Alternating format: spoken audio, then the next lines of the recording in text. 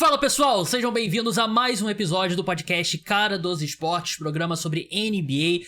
Gabriel Martins aqui para conversar com vocês sobre os principais assuntos da liga, um programa mais quente do que eu espero para um episódio em agosto, no início de agosto. Normalmente tá todo mundo de férias na NBA, mas tivemos algumas renovações importantes, uma talvez até polêmica, né? E a gente vai conversar se de fato foi ou não polêmica. Vamos falar sobre, mais uma vez, acho que um dos assuntos mais recorrentes da mídia esportiva mundial, que é a saúde do Joel Embiid. Algumas notícias não muito animadoras nos últimos dias. E no final do programa falaremos sobre uma notícia, uma história que eu acho que vem recebendo menos atenção do que deveria, que é essa batalha comercial entre LeBron James e a NBA pelo mercado da Europa. Tá a NBA querendo criar uma liga na Europa, tá o LeBron querendo criar uma liga na Europa, e tem vários desdobramentos, muito dinheiro envolvido, e a gente vai conversar tudo sobre isso. E eu digo a gente porque eu estou aqui com meu amigo Rodrigo Moisés, jornalista,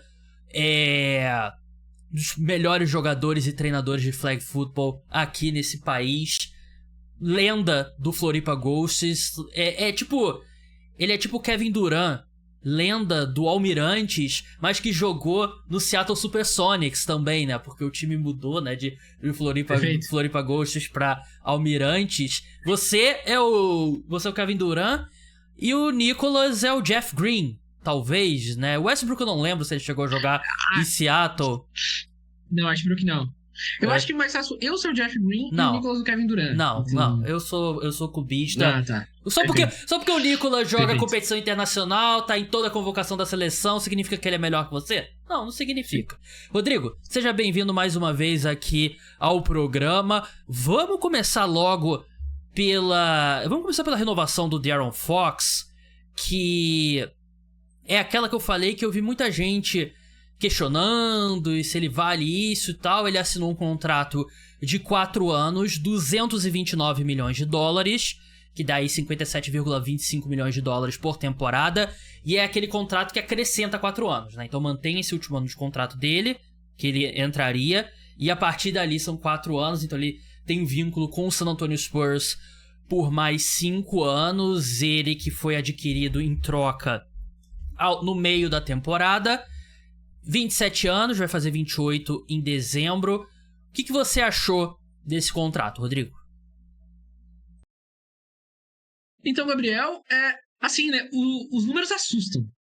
Acho que é a primeira coisa que tu vê, é o tipo de contrato que tu olha, assim, quando tu coloca, né, 0,00 ainda ali no final, tu vê a quantidade de casas, elas realmente assustam. Mas, assim, acho que hoje em dia, depois dessas novas regras salariais da NBA, é muito complicado tu ter um jogador do nível do De'Aaron Fox, então um cara que pode ser All-Star, que tá ali naquele limite, né? Então um cara que com uma temporada boa, ele obviamente é All-Star, pode ir pra All-NBA e tudo mais.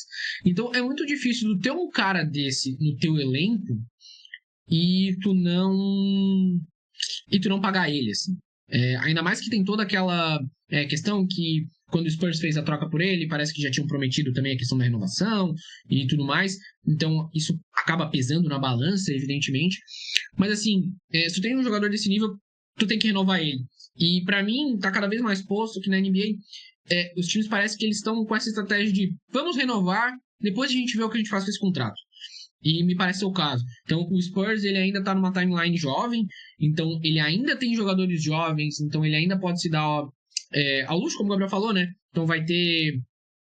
esse ano ele ainda tá no contrato atual, mas aí no próximo ele vai pro novo contrato, aí o Wembanyama vai renovar daqui a 2 temporadas, então tu tem o Stephen Castle, tu tem o Harper também. Uhum. Então, sim, na minha visão, vale a pena dar um contrato com um jogador do tipo do De'Aaron Fox. O estilo de jogo dele, aí é um debate, né? Pô, ele casa com o Stephen Castle, ele casa com o Dylan Harper. Pô, aí são outros 500. Mas tu tem esse cara no teu elenco, Infeliz, assim, não tem muito o que fazer. Acho que tem que pagar ele. Então, por mais que as cifras assustem. É o preço do De'Aaron Fox. Não tem jeito, não tinha outra forma de você fechar esse contrato. E assim, é exatamente isso que o Rodrigo falou. Quando o De'Aaron Fox pede pra ser trocado, ele faz isso com o poder de barganha de estar no último ano de contrato, quer dizer, no penúltimo ano de contrato com o Sacramento Kings. E aí, pra você fazer uma troca como essa, se você traz um cara que tem um contrato curto, diminui o preço dele, né? Então, o que você faz? Como jogador e o agente dele, ó, a gente quer ir pra esse time, e nesse time aqui a gente vai renovar o contrato. Você promete que você vai renovar esse contrato? E aí você faz um acordo ali que, teoricamente, você não pode. Isso é fora das regras, né? Mas na NBA e todos os esportes, né? Muita coisa funciona ali por debaixo dos panos, né? E eu lembro que tinha há uns 10 anos atrás, o Mitch Kupchak era o general manager do Charlotte Hornets. E aí uma crítica quanto ao trabalho dele é que ele era um cara que seguia muitas regras. E aí ele era o tipo do cara que quando abria oficialmente o mercado de free agents, aí ele ligava pro agente do jogador. Aí o agente do jogador falou, pô, eu já fechei com fulano aqui, mas como? Acabou de abrir a janela. Não, você tem que agir assim, né? E o San Antonio Spurs, ao que tudo indica, já havia prometido esse contrato ao De'Aaron Fox. Sim, entre tá prometido e tá assinado são duas coisas diferentes.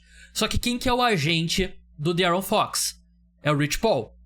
O Rich Paul, acho que você tem hoje as duas principais agências na NBA. Você tem a CAA e você tem a Clutch, que pertence ao Rich Paul. O Rich Paul, ele representa o LeBron, representa o Anthony Davis, representa o De'Aaron Fox, representa o Darius Garland, representa o Draymond Green, representa a Zach LaVine, representa um monte de jogador que entrou nesse draft é da Clutch.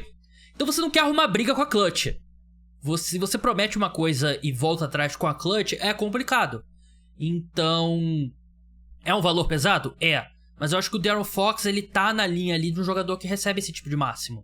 E a única vez, Rodrigo, não sei se você vai lembrar de algum outro exemplo, a única vez que eu lembro de um time voltando atrás na promessa de renovação ao jogador foi o James Harden com o 76ers. Que o Sixers troca pelo James Harden, né? Manda o Ben Simmons pro Brooklyn Nets com a promessa de que renovaria o contrato do James Harden. E eles não dão um contrato pro James Harden. E o James Harden tá até hoje tentando matar o Daryl Morey. E não sei se você lembra... A time inteira sabe que o Daryl Morey traiu ele. Exatamente, todo mundo sabe. Mas, assim, o Daryl Morey olhou e falou assim... Porra, não tem como pagar esse contrato no James Harden, né? E é duro, ele quebrou a promessa, mas, enfim, acho que foi a melhor decisão. Não sei se você lembra... O James Harden, ele tava num evento com umas crianças na China. E eu acho que foi tipo... Ele ficou sabendo que não ia receber o contrato. Então ele, pô, eu tenho que falar publicamente sobre isso. Aí era um monte de criança, tipo 10, 8, 9 anos. Aí ele pega o microfone, não, porque o Daryl Morey prometeu, não sei o que, e voltou atrás. Não dá pra confiar no Daryl Morey. E as crianças e as chinesas lá, pô, dá uma dunk aí, cara. Pô, faz alguma coisa aí. Mas acho que é o único exemplo. Você lembra de algum outro exemplo? Agora não lembro de cabeça, só é realmente esse caso do James Harden, e é uma coisa que, pô, pega mal, talvez até com quem não é da Clutch, né? A gente sabe que Sim. Na NBA os jogadores têm relações muito próximas, então nenhum time quer essa pecha. E de novo, né, eu bato um pouco nessa tecla que o Spurs hoje ele ainda pode se dar esse luxo, né? Então ele ainda tem mais um tempinho ali para trabalhar ali o contrato do Wembanyama, que com certeza vai assinar por todo o dinheiro que for possível quando tiver elegível. Aí depois vai ter o Stephen Castle, enfim. Então, ainda é um time que pode se dar esse luxo de pagar um pouco mais, mesmo que o De'Aaron Fox ainda não tenha jogado tão bem assim. O Spurs estava numa condição meio complicada ali depois que foi trocado. O time também, enfim, meio que largou a temporada. Então, esse ano com técnico novo, o Wembanyama, pô, zen, saudável. Monge, né, agora, pronto né? pra próxima. Então, ao meu ver, assim, pode ser uma boa pode ser uma boa pro Spurs chegar na temporada sem nenhuma novela, só pensando em jogar basquete. No fim das contas, pode ser uma decisão que ajude aí o decorrer da temporada da equipe. Se você fala em janeiro pro San Antonio Spurs, pô, você vai poder selecionar o Dylan Harper no draft, eles não fariam a troca pelo De'Aaron Fox, né? Só que você toma as decisões com as informações que você tem nas suas mãos, né? E a troca pelo De'Aaron Fox, no papel, um jogador que se encaixa bem no que o time precisava. É um cara, um armador ali que tá na linha de ser All-Star, né? Dependendo do ano, no Oeste, que é muito disputado, ele pode ou não ser All-Star. Preço irrisório, que foi o que o San Antonio Spurs pagou por ele. Só que aconteceu depois que o Spurs ganhou a segunda escolha geral no draft, né? E aí você tem que selecionar o Dylan Harper, que era o segundo melhor prospecto, sem discussão. Existe um argumento de que você, de repente, você queira acelerar e colocar a bola na mão do Dylan Harper e tal. Porque o De'Aaron Fox estando em quadra, a gente já viu que ele não se encaixa bem com outro armador. Porque ele com o Haliburton não deu certo. E tanto que eles precisaram sair do time do outro pra se maximizarem, né? Eu acho que nenhum dos dois iam se tornar os jogadores que eles se tornaram jogando juntos. Mas você toma uma decisão de cada vez, né? E você não... A pior coisa seria perder o De'Aaron Fox de graça. Então você paga, talvez seja um preço um pouco maior que você esteja confortável, mas é o preço dele. E eventualmente você pode trocar o De'Aaron Fox. Eu não acho que o De'Aaron Fox, na pior das hipóteses, é daquelas trocas neutras. Você recebe, sei lá, um veterano, um aspirante e uma escolha daqui a 2 anos, quando o Dylan Harper estiver pronto, né? Mas eu acho que o processo do San Antonio Spurs, que chega até essa renovação com o De'Aaron Fox, é o processo correto. Vamos falar sobre Luka Doncic agora. Antes de lembrar pro pessoal que tá assistindo, deixa like, deixa comentário. A gente tá aqui na dobradinha live e podcast. Então, se você estiver ao vivo ou estiver assistindo depois on demand, deixa like, deixa comentário, se inscreve no canal. Se você estiver no Spotify, segue, deixa 5 estrelas. É muito importante pro programa você deixe as 5 estrelas lá. Siga, seja qual for o aplicativo de podcast que você escuta.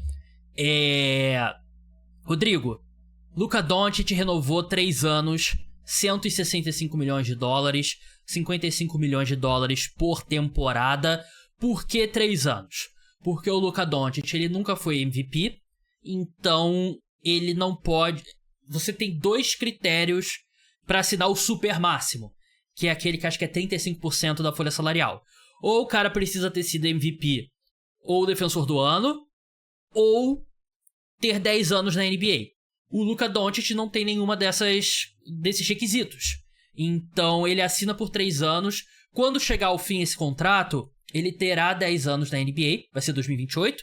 Ele é do draft de 2018. Ele vai ter 10 anos e ele vai poder assinar esse super máximo, que hoje é projetado com um valor de 80 milhões de dólares por temporada. Então é por isso que o Luka Doncic assina, por exemplo, por bem menos do que o Devin Booker, que assinou por 70 milhões de dólares com o Phoenix Suns, porque o Devin Booker... O De'Aaron Fox também, né? Não, o De'Aaron Fox é 50 e pouco. 57, É 57? Então, o Lucas é 55. É, a mesma coisa. É a mesma coisa. O De'Aaron Fox nunca foi MVP. Não, eu acho que não tem 10 anos ainda, né? Ele é draft de 2017. Só que o Luka, ele pode se dar o luxo de assinar um contrato um pouco mais curto pensando nisso. O De'Aaron Fox já é um pouco mais complicado. Mas é por isso que o Luka assina esse contrato. E assim... Tem 2 pontos importantes. Primeiro, o Lakers não tinha nenhuma vantagem financeira para assinar com o Luka. Como ele fez a troca pelo Luka, ele não tem aquela coisa, ele pode oferecer o 5º ano e tal, não sei o quê. O Lakers não tinha nenhuma vantagem financeira.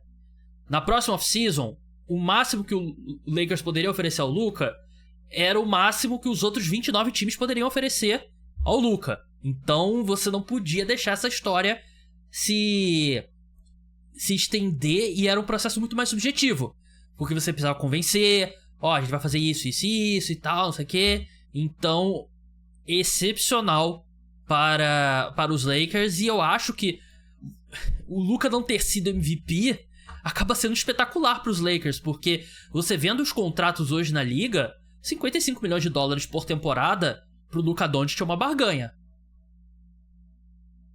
É uma total barganha, como a gente falou, né? O próprio Darren Fox, ele ganha um pouco mais ali, tem que ver qual que é o imposto da Califórnia e qual que é o imposto do Texas, mas no fim das contas é uma barganha pro Lakers, e assim, isso pra mim mostra que existe um casamento ali, né? Hoje o Lakers é o time do Luka Doncic, ponto. E o Luka Doncic também parece estar comprometido em ficar em Los Angeles. Então não tem essa de cidade grande, não sei o quê. Não, acho que o Luka Doncic está comprometido. Postou foto trincado ali nessa off-season, né? Recrutou então... o Marcus Smart pros Lakers também, né?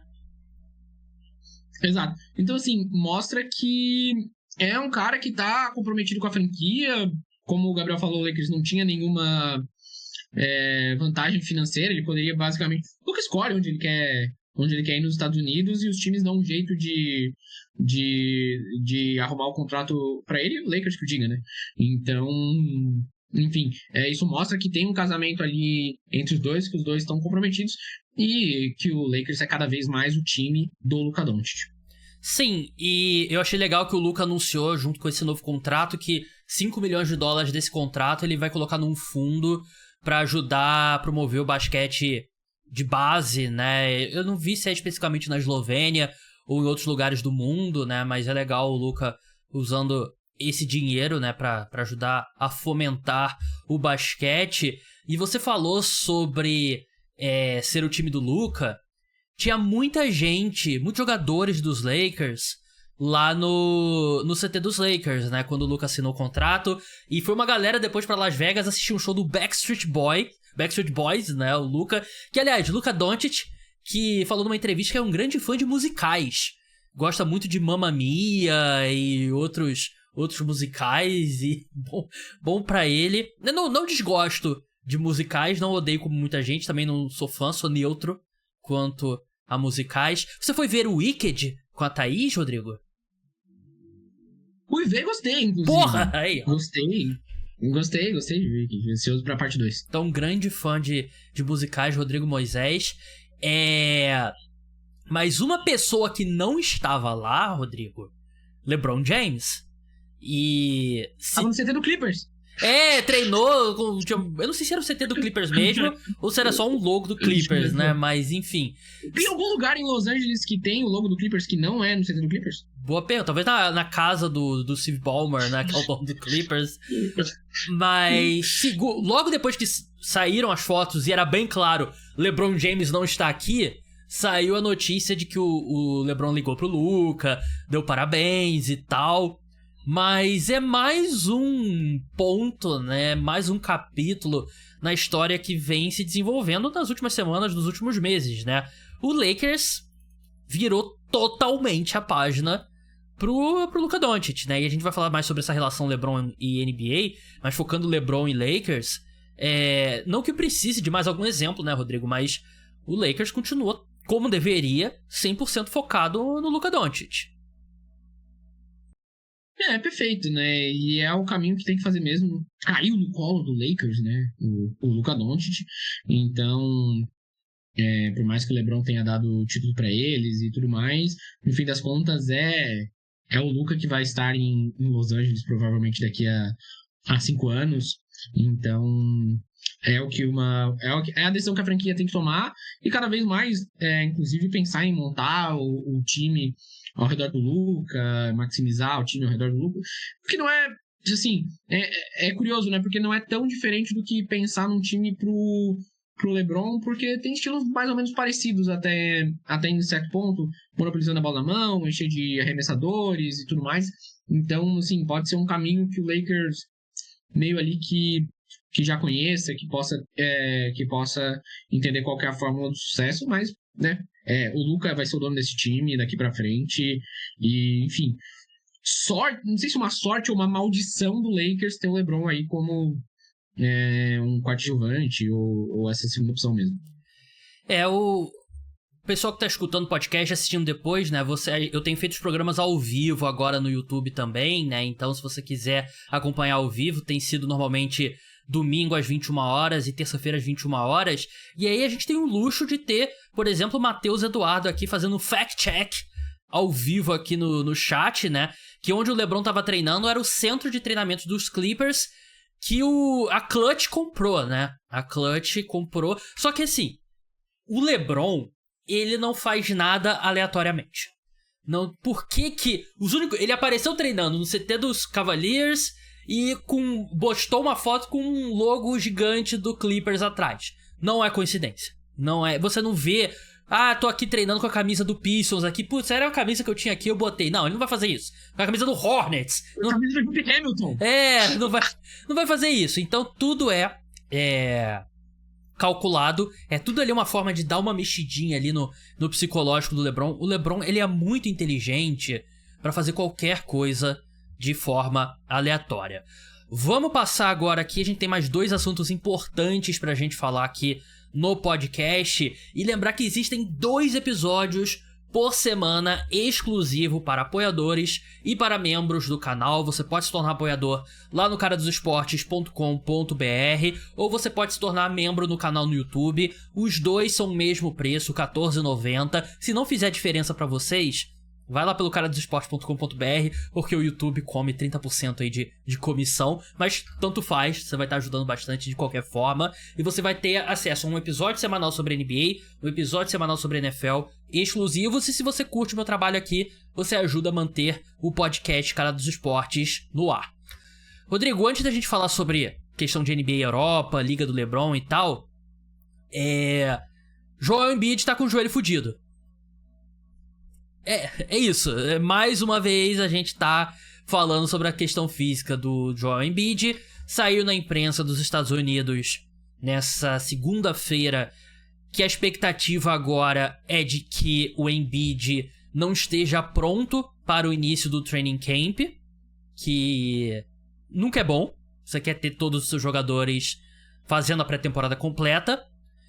E já saem pessoas da diretoria do 76ers supostamente arrependidas da extensão contratual que eles ofereceram e que o Embiid aceitou. E, assim, eu não sei por que as pessoas não estariam arrependidas, né? Porque rapidamente, assim, questão de 2-3 meses, o Philadelphia 76ers passou a ser dono dos 2 piores contratos da NBA, do Paul George e do Embiid. E eu sei que você viu o corte que eu postei, Rodrigo, do meu futuro, o futuro de Joel Embiid. Eu dei um baita spoiler, que foi antes dessa notícia sair, inclusive. Mas infelizmente é isso, o Embiid, o corpo dele passou do limite, e ele não aguenta mais uma temporada da NBA. É uma pena, né? Porque o Embiid, enfim, ele particularmente era um dos meus jogadores favoritos, apesar de jogar num time rival do que eu torço, porque ele surge numa era onde os pivôs eles não estavam tão valorizados na NBA, e o Embiid ele traz uma coisa de ter essa característica de ser um cara que tem um jogo que pode ser old school, de garrafão, um grande defensor e tudo mais, mas ele traz também uma questão do atleticismo, de marcar perímetro e arremesso de 3, espaça quadra, passa regularmente a bola, conduz o ataque. Então, assim, é realmente uma pena, assim, ver o Embiid, mas realmente parece que o corpo dele não aguenta mais. A última temporada deu pra ver que ele tava sofrendo quando ele entrava em quadra, então, pô, é realmente uma pena ali, falando do ponto de vista ali do jogador e do fã de NBA, que, enfim, dificilmente a gente vai ver aquele Embiid novamente. Do ponto de vista dos Sixers, tem uma coisa que é interessante pensar. Os Sixers, por sorte, ou enfim, outros fatores que o pessoal queira dizer, talvez seja o time que esteja preparado para, né, começar a lidar com esse tipo de situação. E aí, basta saber quando que eles vão realmente tomar essa decisão. Porque dificilmente a gente vai ter um time que tem um núcleo jovem com tanto jogadores interessantes como o Tyrese Maxey, o Jared McCann e o VJ Edgecombe, né? Por mais que, pô, claro, todos ali são jogadores que gostam de jogar com a bola na mão, não são altos e tudo mais, mas assim, o talento, ele tá ali. Mas ao mesmo tempo que tu tem um núcleo jovem muito bom, tu também tem esse problema de ter talvez os 2 piores contratos e uma certa dificuldade para se livrar deles. Então, é uma situação que o Sixers vai ter que lidar. Eu vejo que esse deve ser o último ano que eles realmente vão tentar apostar nesse núcleo, e se não, daí eles vão ter algumas decisões a tomar, ver se eles conseguem trocar o Embiid, o Paul George, ou até mesmo acabar trocando um desses jogadores mais jovens, acabar se reposicionando ali, tentando construir de uma outra forma, tentando trazer um pouco mais de robustez para o elenco de uma outra maneira, trocando esses jogadores jovens que são extremamente promissores. Eu particularmente gosto muito dos 3, assim. Então, é curioso, né? Uma pena que o Sixers acabou estando nessa situação, mas assim, não é terra arrasada, assim. Eles têm por onde recomeçar, até num médio prazo, digamos assim, mesmo que Paul George e Embiid não voltem a jogar regularmente. Não é terra arrasada mesmo, né? Porque você tem 3 jogadores promissores, mas ao mesmo tempo, eu já fiz esse ponto aqui no podcast. São 3 jogadores promissores, mas são 3 jogadores também que eu não vejo nenhum deles com potencial pra ser, tipo, o melhor jogador num time que briga pra ir pras finais na NBA. Também não vejo isso. São 3 jogadores que eu gosto bastante. Só que o contrato do Embiid e o contrato do Paul George, eu acho que são introcáveis. No mundo atual da NBA, não tem. Eu acho que não tem preço realista que os 76ers possam oferecer pra um time absorver o contrato do Joel Embiid. Eu acho que não existe, e acho que eles estão amarrados com esses dois pelo menos uns 2-3 anos. Porque aí quando tiver, tipo, o Embiid tiver mais 1 ano de contrato só, o Paul George idem, aí acho que é mais palatável você conseguir, pô, toma aqui essa escolha de primeira rodada, assume esse dinheiro aqui do Paul George ou do Joel Embiid e tal, né? Mas esse é o time do 76ers seguindo em frente, né? A questão, acho que o copo meio cheio aqui, o cenário mais promissor possível pro Philadelphia 76ers Joel Embiid ganha o prêmio de jogador do mês de dezembro, destrói, come a bola, começa muito bem em janeiro, e aí você tem um time desesperado, pô, a gente precisa fazer alguma coisa, e ele vê assim, pô, a gente pode conseguir o Embiid basicamente de graça, hein? Será que não vale apostar no Embiid? Será que ele não vai conseguir ficar saudável? Pô, Embiid e Devin Booker juntos! O Phoenix Suns sempre é um candidato, né?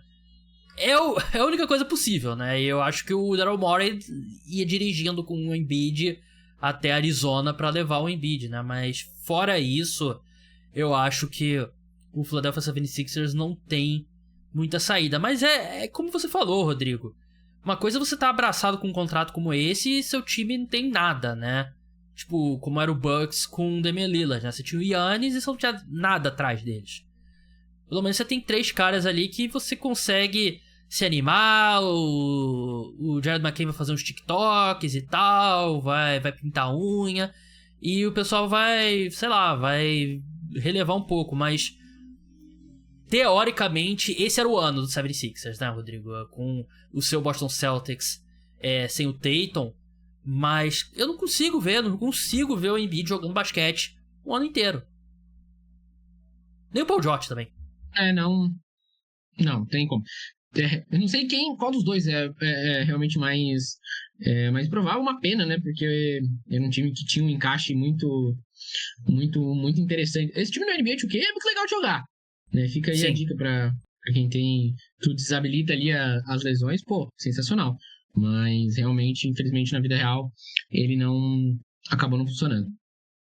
Vamos falar agora da notícia do momento que ninguém está falando, que é essa disputa entre a NBA e o LeBron pelo mercado da Europa, né? A gente sabe que o basquete é um esporte muito global, né? E aqui no podcast Cara dos Esportes a gente cobre a NFL também, e a NFL faz muita força para expandir o futebol americano ao redor do mundo, é uma força que a NBA não precisa fazer porque é um esporte muito mais global, né? Então, a NBA, ao que tudo indica, chegou à conclusão que dá para fazer mais dinheiro, principalmente na Europa.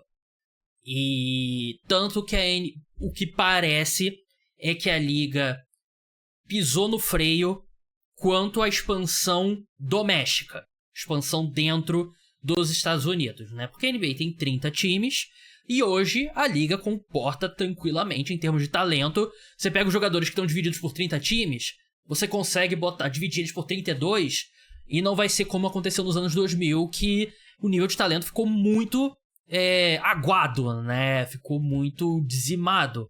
A NBA comporta. Só que a NBA se encontrou num estágio... Eu vou falar bastante aqui, tá, gente? Pra explicar tudo. A NBA se encontrou num estágio que são muitos times sendo vendidos ao mesmo tempo. Então você teve o Lakers vendido agora, você teve o Celtics vendido, o Portland Trail Blazers está à venda, o Minnesota Timberwolves não tem muito tempo foi vendido, o Dallas Mavericks foi vendido, o New Orleans Pelicans, se você liga e cai na sede do New Orleans Pelicans sem querer, foi engano, fala, pô, foi engano, foi mal, não, comprou o time, beleza, pode levar ele para outra cidade. Então, é basicamente esse o cenário. São muitos times à venda, o que sempre gera instabilidade. Ninguém tá perdendo dinheiro com a NBA, muito pelo contrário. O Mark Cuban, você vê o que ele comprou o Mavericks e o que ele vendeu, é um absurdo a valorização. O que o Lakers vendeu numa avaliação de 5 bilhões, e o Lakers não é nem dono da própria arena. Então, ninguém tá perdendo dinheiro com a NBA. Só que gera uma instabilidade, e também os donos parecem bem reticentes em você pegar... Você tem a receita de televisão, que na NBA, a liga negocia com os canais de TV, eles chegam a um valor e divide 30avos. Não é tipo o Campeonato Brasileiro, que o Flamengo recebe 200x e o Avaí recebe meio x. Eu falo Avaí porque o Rodrigo tosse pelo Avaí. E é exatamente essa proporção. Deve ser, provavelmente deve ser. E os donos parecem não querem dividir por 32avos ao invés de 30avos. Porque tem, assim, pro Clippers, pro Warriors, pro Celtics, pro Lakers, é uma gota no oceano? É. Mas pra outros donos, não é uma gota no oceano. Dono do Pacers, dono do Pelicans, a dona do Pelicans, né? E esses times mais pobres, entre aspas, é um dinheiro que faz bastante diferença. E aí, qual foi o caminho que a NBA encontrou? Expansão na Europa. A criação de uma liga na Europa. A NBA, ela estaria tentando fazer uma combinação de novos times e trazer times já existentes. A gente sabe que a NBA se reuniu, não sei se foi no final da última semana ou nessa semana, com o Real Madrid. A gente sabe que o Real Madrid foi um dos times que mais se interessaram pela Superliga, né? Quando teve aquela história, né, da Superliga e tal. E a NBA quer convencer alguns desses times grandes a irem para essa liga da NBA. Eu imagino que seria saindo da Euroliga, mas a gente não sabe ainda detalhes, né? Então, outro ponto importante é que a NBA conseguiria atrair dinheiro, por exemplo, do Fundo Soberano da Arábia Saudita. E outros fundos ali, essa região que tem muito dinheiro de petróleo, né, no Oriente Médio e tal. Porque na NBA, um fundo como esse da Arábia Saudita não pode ser o acionista majoritário de um time. Pode ser um acionista minoritário. Mas não pode a Arábia Saudita ser dona de um time. Assim como na NFL, recentemente na NFL, aprovaram que esses fundos podem comprar participações menores, né? Mas você não pode ter um time sendo dono o fundo sendo dono desse time. Mas esse dinheiro poderia entrar na Europa, porque esse dinheiro já entra muito na Europa, né? PSG, City e todos esses times. E, enfim, foi isso o tempo que eu sabia mais de futebol, né? Mas, enfim, é um caminho para entrar muito dinheiro na NBA. E o que a NBA oferece a gente tem uma condição melhor, uma expertise melhor de extrair mais dinheiro do que esses clubes atualmente recebem pela participação na Euroliga. E aí o que acontece? Do outro lado, o LeBron parece que teve a mesma ideia. O LeBron e o Maverick Carter, né, que é o parceiro de negócio deles, eles foram vistos reunidos com um agente, eu tô com o nome dele aqui, o Misko Hasnatovic. Ele é o agente mais... Ele é o Rich Paul da Europa. Ele é o agente mais poderoso da Europa. Ele representa, por exemplo, o Nikola Jokic. Eles postaram uma foto juntos e tal, e falando, quem sabe 2026 e tal. O LeBron e o Maverick Carter, eles estão aparentemente liderando um grupo de investidores com o objetivo de levantar 5 bilhões de dólares para a criação de uma liga que seria 6 times masculinos, 6 times femininos e que viajaria de cidade em cidade ao redor do mundo, similar ao que acontece com a Fórmula 1. E nos Estados Unidos já tem um modelo que é similar, que é o do Live Golf. Que eu imagino que muitos de vocês não acompanham golfe, né? Mas golfe você tem a PGA, né? Que é a Associação dos Jogadores de Golfe e tal, que é dos principais torneios. E aí veio essa Live Golf, que é basicamente uma liga de golfe com dinheiro da Arábia Saudita e paga tipo, qual que é o Bryson DeChambeau, eu acho que é um dos que... Enfim, caramba. Um jogador X. Você recebe 20 milhões por ano jogando golfe, a gente vai te pagar 100 milhões pra você jogar na Live. E foi assim que eles conseguiram um monte de cara importante, e esse seria basicamente o objetivo. Tem esse fundo saudita, parece que tem dinheiro do governo de Singapura, e tem um operador de cassinos em Macau, que também estariam, só gente sem dinheiro, querendo criar essa liga. E o objetivo do LeBron e dessa liga é o mesmo da NBA. Estabelecer uma liga com base na Europa. E tudo isso também tem um ponto. A gente sabe que o LeBron, ele sempre falou que quer ser um dono de time na NBA. Só que não tem... seria uma expansão, no caso do LeBron. E a NBA deu uma freada na expansão. E a NBA correr... já tá se reunindo com o Real Madrid e tal, mostra que de fato existe uma disputa por esse mercado, que eu imagino que eles olham e vejam, tem dinheiro a ser feito aqui que não tá sendo feito. Então é esse o cenário. Rodrigo, não durma. Temos uma disputa entre LeBron James e NBA. E eu acho interessante, Rodrigo, pra encerrar, pra jogar a bola pra você, o LeBron tem uma coisa que ele pode oferecer a essa liga nova que a NBA não tem, que é o LeBron James. Porque o LeBron, se ele falar, eu vou jogar, eu e meu filho vamos jogar, gera uma tensão que a NBA não tem como competir. E isso acontece num momento que o LeBron, ele se viu sem saída pela primeira vez na carreira dele.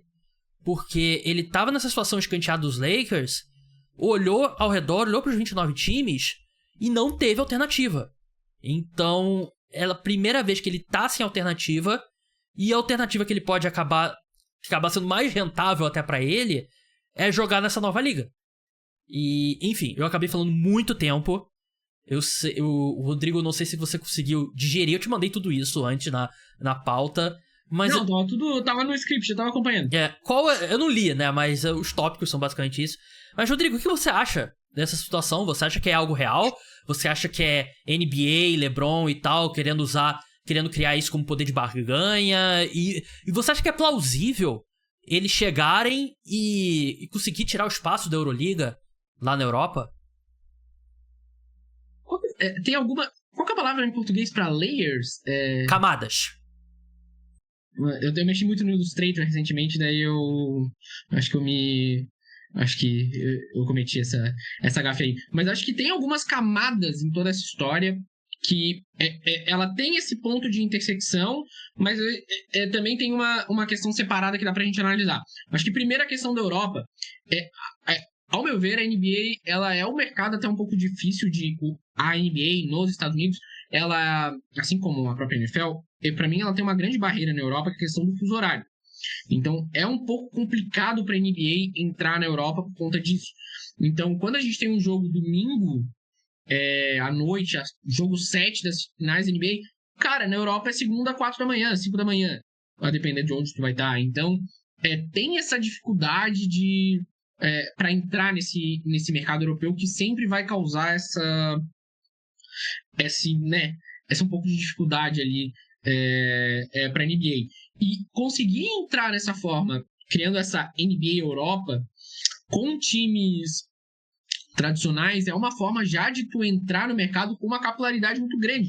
Então, tu tem uma torcida ali do Real Madrid, que lota ginásio, galera, sei lá, claro, tem que ver quais times vão participar, mas assim, tu tem o PSG, que tá em Paris, aí tu vai ter, quem sabe, depois o Olympiacos, que também lota estádio, aí pega um time da Sérvia, pega um time, monta um time em Londres novo, aí o Manchester City vai investir num time, vai trazer alguém pra jogar lá. Então, enfim, tudo isso, ele, assim, acho que pode ajudar a NBA em unir o útil ao agradável. Que vamos entrar no mercado da Europa, mas a gente não vai começar do zero. Então, é muito difícil tu começar uma liga do zero.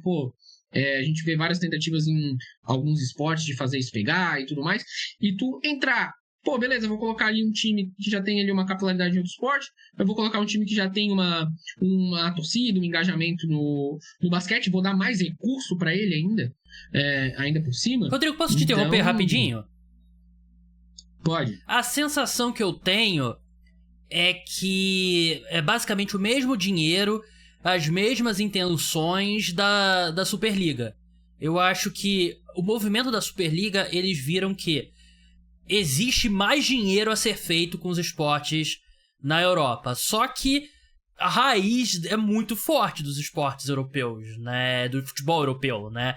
Basquete talvez seja um pouco menos. Então eu acho que são sementes que foram plantadas, mesmo que não tenham ido pra frente com o futebol, eu acho que são os investidores de fora da Europa, dos Estados Unidos e do mundo árabe, vendo que, a gente tem muito dinheiro aqui que a gente não sabe onde colocar, e eu acho que dessa forma a gente pode conseguir entrar. Até claro, tem outros interesses, questão de sport washing, tem o Visit Ruanda, enfim, tem muito dinheiro.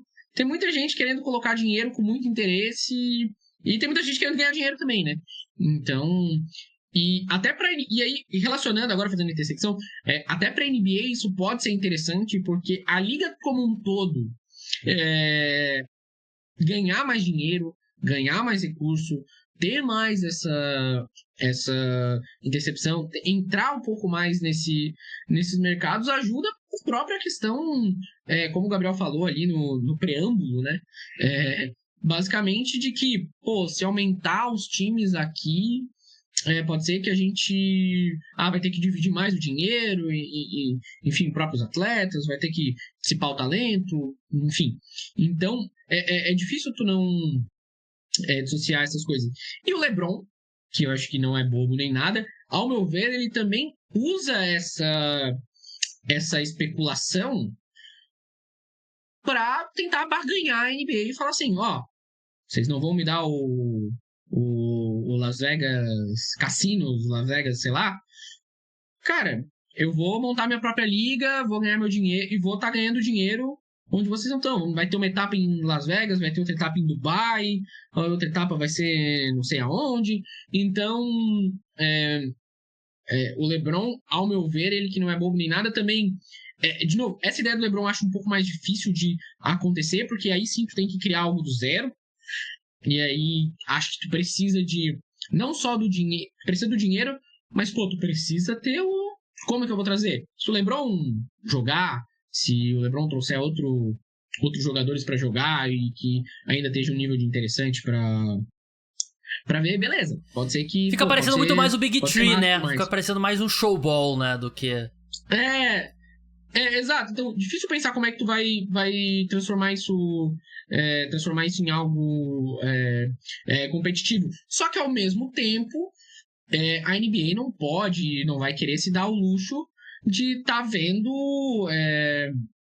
um mercado que poderia ser seu sendo explorado por terceiros, né? Então, ao meu ver, também vejo o LeBron aproveitando todos esses movimentos para se colocar ali como esse capitalismo especulativo, né?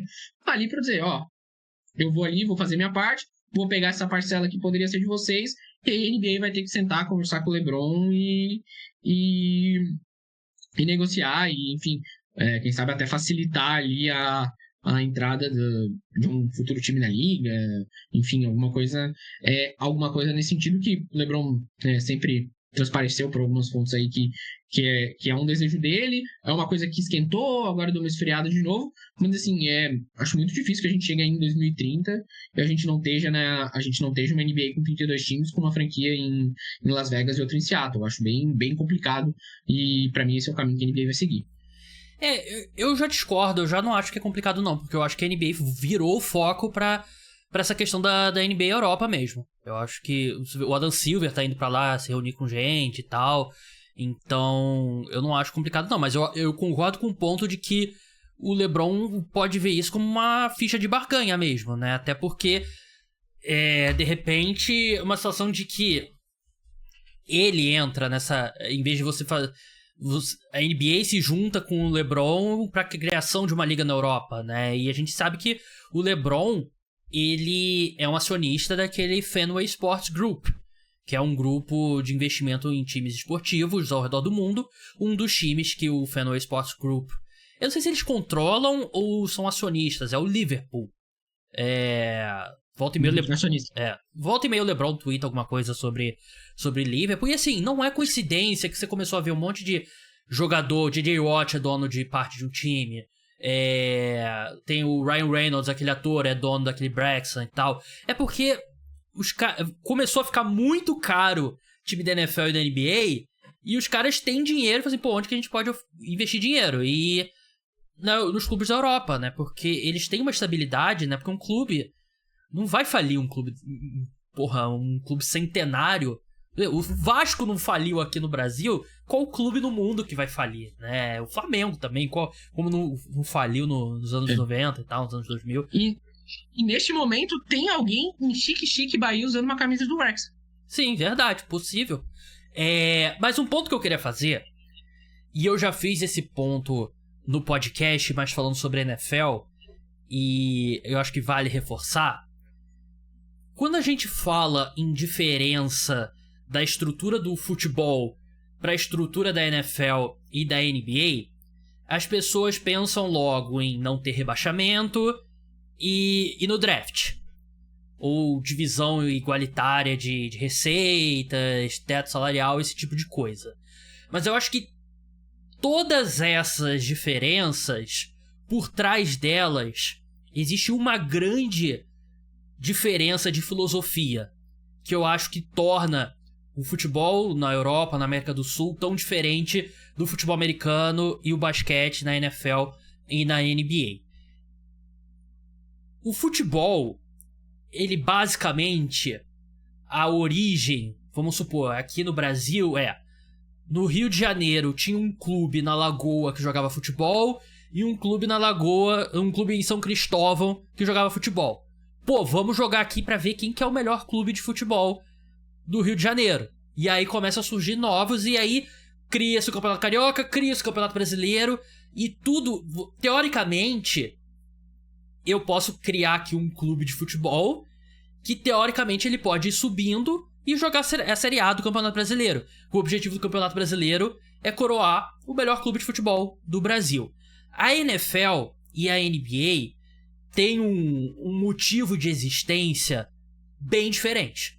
Porque existe o esporte universitário, que é muito mais parecido com essa origem do futebol, né? Você tem a Universidade de Alabama jogando futebol americano, a Universidade de Michigan jogando futebol americano. Pô, vamos ver quem que é o melhor universidade jogando futebol americano? Aí eles jogam. Você tem Kentucky e a Universidade Duke jogando basquete. pô, vamos enfrentar aqui pra ver quem que é a melhor universidade jogando basquete nos Estados Unidos. Aí os caras jogavam 4 anos, se formavam, fim de jogo. E aí, os empresários lá nos Estados Unidos viram, pô, essas arenas tão lotadas, todo mundo pagando dinheiro pra ver esses jogos, tem dinheiro a ser feito. E aí você cria uma liga, que o objetivo da liga não é, o Lakers ou o Celtics é o melhor time de basquete. Não, o objetivo da liga é, vamos fazer um produto pra gente ganhar dinheiro com as pessoas querendo assistir basquete profissional. E essa é a diferença clara, porque você não tem como entrar na NBA. Você não tem como criar um time de basquete e entrar na NBA. Ao mesmo tempo, como você não tem como sair, você não tem rebaixamento na NBA. Todo o objetivo da NBA e da NFL é como a gente pode ganhar mais dinheiro. Então, essa diferença fundamental que faz a NBA e a NFL ser tão diferente do futebol europeu. E foi essa diferença tão enraizada no futebol europeu que os investidores dos Estados Unidos descobriram que eles não conseguiriam ultrapassar. Porque eles chegaram com todo o dinheiro do mundo, vamos criar a Superliga, vamos acabar com a Champions League, e os torcedores se revoltaram e barraram. Então, essa eu acho que é uma diferença, é a principal diferença que faz o futebol ser diferente da NBA e da NFL, e por isso que a NBA tá tentando vender essa visão, e o LeBron tá tentando vender essa visão. Vamos ver se vai dar certo, porque a Euroliga também, ela existe desde os anos 50. Ela cria-se uma liga no ano 2000, né, mas antes disso era organizada pela FIBA. É tudo muito enraizado também, né? Vamos ver o dinheiro dos Estados Unidos acredita que tem mais a se faturar com o basquete europeu. Mas vamos ver se isso vai andar.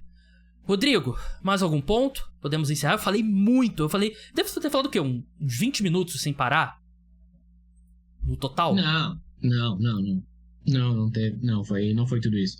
Acho que teve algumas pausas. Umas pausas ali. Acho que 20 minutos foi um pouco demais. Não, mas acho que deu pra explicar bem. Eu tô curioso pra ver como é que vai avançar. Se eu tivesse que dar um palpite, eu diria que a proposta da NBA tem mais chance de avançar que a do LeBron. E eu acho interessante se chegar num ponto que você tem uma, sei lá, Real Madrid, Barcelona, Olympiacos e esses times disputando a Copa NBA. Um período do ano que os times viajam pra Europa pra jogar na Europa e tal. Aí eu acho que seria um ponto final interessante. E o ponto mais legal, Rodrigo, é que a gente vai ver esses 30 bilionários da NBA ganhando mais dinheiro. Que eu acho que isso que eu acordo todo dia pensando nisso. Pô, como é que eu posso ajudar que esses caras ganhem mais dinheiro? Perfeito. Quem sabe, né? Quem sabe o Mundial de Clubes ali, o sucesso que teve, também não faça essa visão ali, né? Acho que é outro ponto importante também. Acho que, apesar de eu achar que a estrutura da NBA também, ela é muito, né? Pô, os caras não querem jogar mais, né? Pelo amor de Deus. Então, enfim. Mas é o que você falou.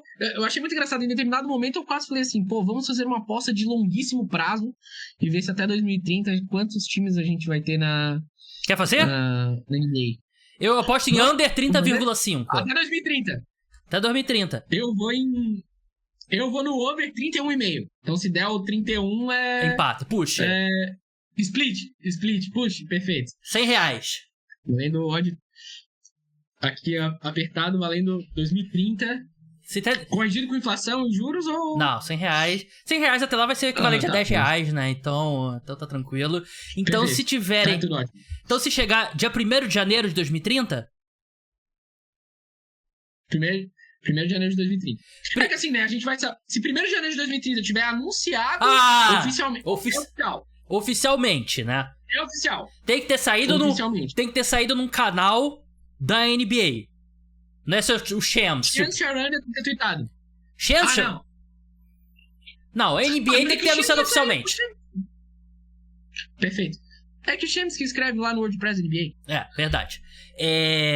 Então tá apostado aí R$100. Eu digo que até o dia 1º de janeiro de 2030 teremos 30 times ainda na NBA. E o Rodrigo acredita que terão pelo menos 32 times na NBA, que faz muito sentido porque eu não acho que ela faria expansão em etapas. Não acho que vai 31 pra depois 32. Acho que seriam os dois de uma vez. Então tá aí feita a aposta.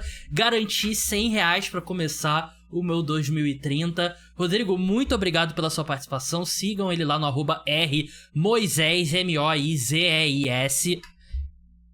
Você, torcedor do Avaí, não pode deixar de seguir o Rodrigo, que já até conversou no telefone com o técnico do Avaí lá no Ação, lá com os sócios torcedores do Avaí. Mas, Rodrigo...